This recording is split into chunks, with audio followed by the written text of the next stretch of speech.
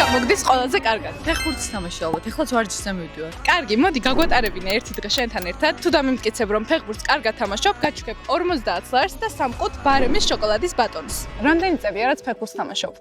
ფეხბურთს თამაშობ უკვე მე-7 წელია. და ამ 7 წლის განმავლობაში ოდესმე თუ მოგბეზრებია?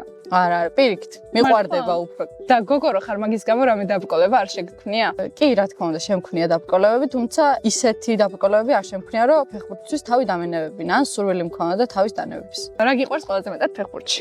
ფეხბურთში ალბათ ყველაზე მეტად მიყვარს გოლის ემოციები, გამარჯვებისგან მიღებული ემოციები. რას ეტყოდი ადამიანს, ვისაც ძალიან დიდი ხანია უნდა რომ ფეხბურთის თამაში დაიწყოს, მაგრამ არ იცის საიდან ან როგორ? მე თვითონ ფეხბურთის თამაში ეზოში დავიწყე და ვთვლი, რომ არ აქვს მნიშვნელობა ასაკს, სქესს, აუცილებლად თუ გიყვარს ფეხბურთი და გინდა რომ სცადო შენი შესაძლებლობები, უნდა დაიწყო ახლავე.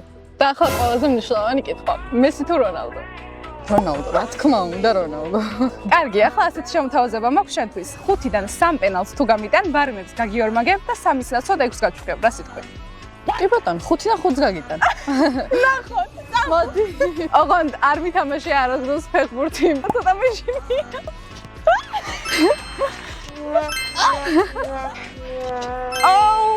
აი 3-დან 3 გამიტანა უკვე და ბარემებს ვაორმაგებთ, მაგრამ ნახოთ დანარჩენ 2-ს თუ ავიღებ. გონი მართლა კარგად თამაშობს, ან მე ვარ უნიჭო.